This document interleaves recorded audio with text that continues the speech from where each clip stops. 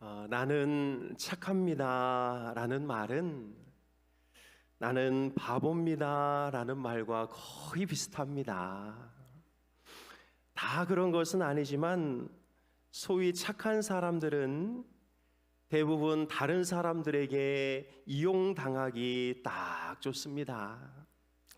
왜일까요? 가장 큰 이유는 거절을 할 줄 모르기 때문입니다. 자신이 도와줄 수 있는 것은 예라고 대답하고 자신이 도와줄 수 없는 것은 아니요 라고 대답하면 되는데, 부탁한 사람이 무안할까봐, 또 상대방의 마음이 상할까봐 내가 힘들어도 그냥 예 이렇게 대답하다 보면 그 사람의 착함은 점점 다른 사람에게 이용당하는 빌미가 되곤 합니다. 전에 교회에서 있었던 일입니다. 한 목사님이 좀 도와달라는 겁니다. 책을 좀 읽고 중요한 부분을 좀 정리해서 타이핑해달라는 것이었지요. 저도 할 일이 태산같이 많았습니다. 그런데 목사님이 도와달라고 하니 그냥 그러겠다고 하였습니다. 그리고 저도 제 나름대로 제 일을 하면서 그 목사님의 일도 차근차근 정리해 가고 있는데, 이 목사님이 그거 언제까지 해줄 수 있느냐고 계속 다그칩니다. 처음에는 아직 멀었다 그러면 알겠다고 하더니 조금 시간이 지나니 아직도 안 되었냐면서 되레 짜증을 내기 시작하는 것입니다. 저도 점점 화가 납니다. 나도 바쁜데 자기 생각해서 부탁을 들어줬더니 빨리 자기 일부터 해내라고 다그치는 모습을 보면서 기분이 계속 상하였습니다. 그런데 그 목사님을 보면 항상 자기 자리에 없고 다른 목사님과 늘 커피 마시러 다니고 늘 빨빨거리며 돌아다니고 자기 일을 하지 않는 것처럼 보이는 것입니다. 물론 그분도 나름대로 열심히 자기 일을 했겠지요. 그런데 일을 부탁받고 그 사람의 일을 해주는 저로서는 그 사람은 펑펑 놀고 있으면서 자기 일을 나에게 떠넘긴 것 같은 그런 느낌을 자꾸 받게 되었던 것이지요. 제가 해야 할 설교는 계속 다가오고 내가 맡고 있는 업무는 매일매일 밀려오고 이 목사님이 부탁한 일도 빨리 맞춰줘야 하니 나중에는 제가 저에게 야, 이 바보야, 왜 남의 일을 떠맡아가지고 그래? 자기 일도 못하는 주제에 남의 뒤처리나 하고 있냐? 야, 저 사람이 바빠서 너한테 부탁한 줄 알아? 너한테 부탁하면 네가 거절도 못하고 네가 다 받아주니까 자기 일을 너한테 떠넘긴 거 아니야? 넌 저 사람한테 속은 거야. 이용당한 거라고, 이 바보야. 이렇게 제가 제 스스로를 다그치고 있는 모습을 발견하게 되었습니다. 그래서 속으로 다짐하고 또 다짐했지요. 다음부터는 절대로 무리한 부탁은 수락하지 않는다. 특별히 저 사람이 부탁하면 시간이 남아도 싫다고 말한다. 그렇다면 여러분, 제가 그렇게 결심한 다음에는 그 목사님의 부탁을 단칼에 거절했을까요? 아니요, 아니요. 네. 부탁하면 또 받고, 부탁하면 또 받고, 그리고 또 자책하고 후회하고. 여러분이 얼마나 바보 같은 행동인가요? 그냥 처음부터 힘듭니다, 안 됩니다 라고 했으면 나도 편하고 그 사람도 초조하지 않고 괜히 서로 얼굴 붉힐 일도 없는데, 그래서 여러모로 다 좋았을 텐데 그 순간 안 돼요 라는 말 한마디를 못해서 나도 힘들고 그도 힘들고 모두가 다 힘들어지는 결과를 가져오고 만 것이지요.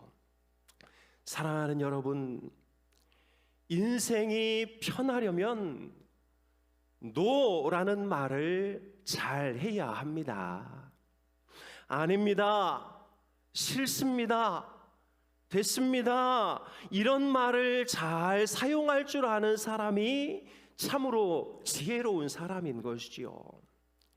왜냐하면 별로 중요하지 않은 일에 노라고 말할 수 있어야 진짜 중요한 일에 예스라고 대답할 수 있는 시간이 생기기 때문인 것이지요.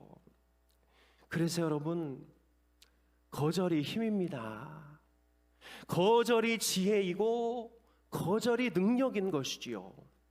적절할 때 적절하게 거절할 수 있는 사람이 참으로 자신을 사랑할 줄 아는 사람인 것이지요.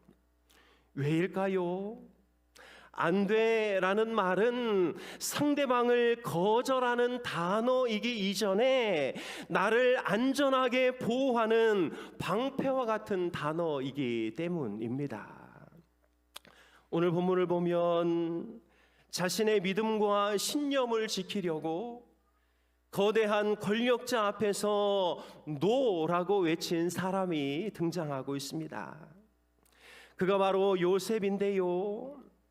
그가 보디발의 집에 종으로 있을 때에 보디발의 아내, 즉 안주인이 그를 유혹하였습니다. 창세기 39장 7절은 이렇게 말씀하는데요. 우리 같이 읽겠습니다. 그 후에 그의 주인의 아내가 요셉에게 눈짓하다가 동침하기를 청하니, 자기 주인의 아내가 요셉에게 눈짓을 하며 침실로 그를 유인하고 있는 것이지요. 그때 요셉이 어떻게 하였습니까? 8절 전반절인데요. 같이 읽겠습니다. 요셉이 거절하며 자기 주인의 아내에게 이르되, 안 됩니다. 그럴 수 없습니다. 그는 부적절한 요구에 노라고 대답한 것이지요. 그런데 그 이유가 무엇입니까? 8절 9절 말씀인데요. 천천히 읽겠습니다. 요셉이 거절하며 자기 주인의 아내에게 이르되, 내 주인이 집안의 모든 소유를 간섭하지 아니하고 다 내 손에 위탁하였으니 이 집에는 나보다 큰 이가 없으며 주인이 아무것도 내게 금하지 아니하였어도 금한 것은 당신뿐이니 당신은 그의 아내임이라. 그런즉 내가 어찌 이 큰 악을 행하여 하나님께 죄를 지으리까. 종은 주인의 명령을 따릅니다. 저는 종이고 내 주인은 보디발입니다. 그가 허락한 것은 내가 마음대로 다 할 수 있습니다. 그러나 그가 허락하지 않은 것은 내 마음대로 할 수 있는 것이 아무것도 없습니다. 그리고 그가 허락하지 않은 유일한 것이 있는데 그게 바로 당신입니다. 이런 말이지요. 내 한계를 벗어난 영역, 내게 주어지지 않은 권한, 그것을 내 마음대로 행사하는 것은 하나님 앞에 죄를 짓는 일이라고 말하고 있는 것이지요. 그래서 나는 당신의 요구를 들어줄 수가 없습니다. 이것이 바로 요셉이 노라고 외친 이유였던 것입니다. 여러분, 마태복음 25장에 보면 우리가 잘 아는 열처녀 비유가 나오지요. 예수님은 당시에 거행되던 유대의 결혼 풍습에 빗대어 이 말씀을 하셨는데요. 유대인의 결혼식은 이 예비 축제와 본 축제가 있었습니다. 결혼의 준비 단계인 예비 축제는 마을 사람들 전체를 초청해서 함께 즐기고 노는 축제였지요. 그러나 본 축제는 신랑이 신부의 집에 들어가 거기 초대받은 사람들만 즐길 수 있는 축제였습니다. 이 본 축제가 시작되는 밤에 신랑이 신부의 집에 도착하는 순간 신랑의 들러리들이 뿔나파를 불면서 보라 신랑이 온다 맞으러 나오라 이렇게 외치면 그 순간 등불을 밝히고 있던 사람들이 신랑을 맞으며 그 신랑과 함께 본 축제에 신부의 집으로 들어가게 되는 것이었지요. 그때 신랑을 기다리던 10명의 처녀가 있었습니다. 그런데 5은 지혜롭고 5은 어리석었다고 예수님이 말씀합니다. 지혜로운 5 처녀는 기름을 미리 준비하여 신랑과 함께 천국잔치에 들어갔고, 어리석은 5 처녀는 기름을 준비하지 못하여 천국잔치에서 제외되고 말았지요. 여러분, 사실 이 이야기는 마지막 날 우리가 겪어야 할 상황입니다. 신랑 되신 예수께서 재림의 때에 이 땅에 우리를 데리러 오실 때에 기름을 준비한 이들은 예수님과 함께 저 천국 잔치에 들어가게 될 것이고, 기름을 준비하지 못한 이들은 이 땅에 남아 영원한 형벌을 받게 될 것입니다. 여러분, 이렇게 본잔치에 들어가는 사람과 들어가지 못하는 사람, 저 천국에 들어가는 사람과 거기서 제외되는 사람이 결정되는 그 순간에 어떤 일이 있었는지 아십니까? 우리 마태복음 25장 8절 말씀을 같이 읽겠습니다. 미련한 자들이 슬기 있는 자들에게 이르되 우리 등불이 꺼져가니 너희 기름을 좀 나눠 달라 하거늘. 기름을 준비하지 못한 자들이 기름을 준비한 이들에게 너희 기름을 좀 나눠 달라 이렇게 이야기하고 있지요. 그때 지혜로운 자들이 어떻게 대답합니까? 우리 9절 말씀 같이 읽겠습니다. 슬기 있는 자들이 대답하여 이르되 우리와 너희가 쓰기에 다 부족할까 하노니 차라리 파는 자들에게 가서 너희 쓸 것을 사랑하니. 안 돼, 못 줘. 그랬다가는 너도 죽고 나도 죽어. 여러분, 좀 야박하지 않나요? 같은 동네 사람이고 같은 잔치에 같이 즐기러 왔으면 어떻게든 조금이라도 좀 나누어 주어 함께 그 자리에 들어가야 될 것 아니겠습니까? 그러나 이 슬기 있는 자들은 내가 이것을 너와 나누었다가는 나도 힘들고 너도 힘들어지니까 그럴 수 없다고 딱 잘라 말하고 있는 것이지요. 사랑하는 여러분, 천국에 들어가려면 결정적인 순간에 노라고 말해야 합니다. 천국을 누리면서 살려면 적절한 때에 노라고 말해야 하는 것이지요. 필요할 때 거절을 못하면 천국도 잃어버리고 사람도 잃어버리고 마는 것이지요. 여러분, 거절하지 못해서 지옥을 사는 가장 대표적인 경우가 무엇일까요? 거절하지 못해서 돈도 잃어버리고 건강도 잃어버리고 신앙도 잃어버리는 것이 무엇입니까? 여러 가지가 있겠지만 바로 보증과 같은 것입니다. 보증을 서주기 전에는 내가 주인이었는데 보증을 서고 나니 내가 종이 되어버리고 맙니다. 친한 친구라고 피를 나눈 가족이라고 그래서 도와달라고 딱 한 번만 보증을 서달라고 매달리는데 거기다 어떻게 안 된다고 말하겠습니까? 거기다 어떻게 싫다고 말할 수 있나요? 그러나 성경은 너 거기다 안 돼 라고 말하지 못하면 너 지옥을 살게 될 것이다 라고 분명하게 선언하고 있는 것이죠. 우리 잠언 22장 26절 말씀 같이 한번 읽겠습니다. 너는 사람과 더불어 손을 잡지 말며 남의 빚에 보증을 서지 말라. 11장 15절 말씀도 같이 읽겠습니다. 타인을 위하여 보증이 되는 자는 손해를 당하여도 보증이 되기를 싫어하는 자는 평안하리라.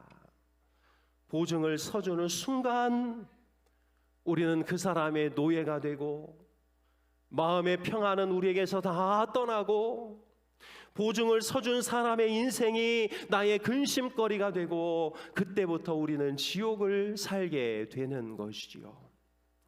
그래서 이런 요구들에는 그냥 노라고 말해야 하는 것입니다. 여러분, 거절이 나쁜 것이 아닙니다. 공손하게 예의를 갖추어 사용하는 거절은 하나님께서 우리를 보호하라고 마련해 주신 아주 귀한 장치라는 사실을 꼭 기억해야 하는 것이지요. 우리 요셉 이야기로 다시 돌아가 볼까요? 그리로 가면 우리가 언제 노라고 외쳐야 하는지가 분명하게 드러나 있습니다. 유혹하는 것은 죄지만 유혹에 넘어가는 것은 죄가 아니라는 거짓말에 노라고 해야 합니다. 여러분, 유혹하는 것도 나쁘지만 유혹에 넘어가는 것도 똑같이 나쁜 것이지요. 아무도 보는 사람이 없으면 그 죄는 영원히 덮이고 만다는 그 거짓말에도 노라고 말해야 합니다. 앞으로 다가올 후에는 미리 걱정할 필요가 없고 지금 이 순간에 쾌락부터 즐기라는 사탄의 속삭임에 노라고 말해야 합니다. 눈 한 번 딱 감고 불법을 행해서 네가 평생 살 수 있는 돈을 모으는 것은 가장 지혜로운 결정이라는 거짓말에도 노라고 말해야 하는 것이요. 20살이 넘어 아직도 총각 딱지, 처녀 딱지도 못 되었냐는 그 친구들의 비웃음에 노라고 말해야 되는 것입니다.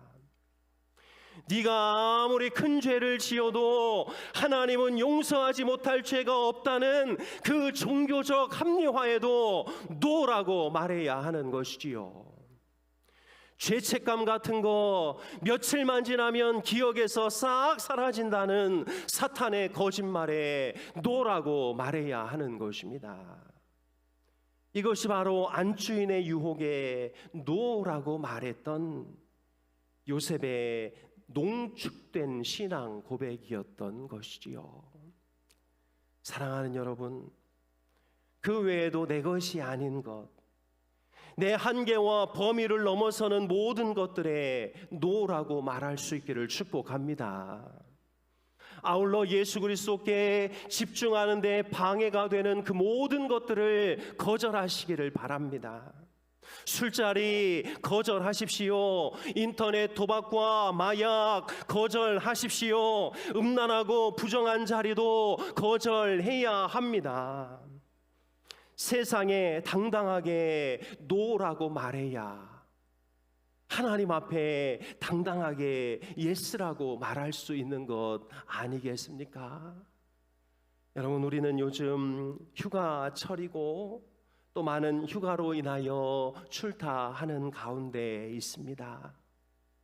참으로 안타까운 것은 교회에 중직이며 하나님을 사랑한다는 이들이 휴가를 주일을 껴서 나가 계곡에서 또 다른 데서 앉아 있다는 그 사실이 참 마음을 안타깝게 하는 것이지요.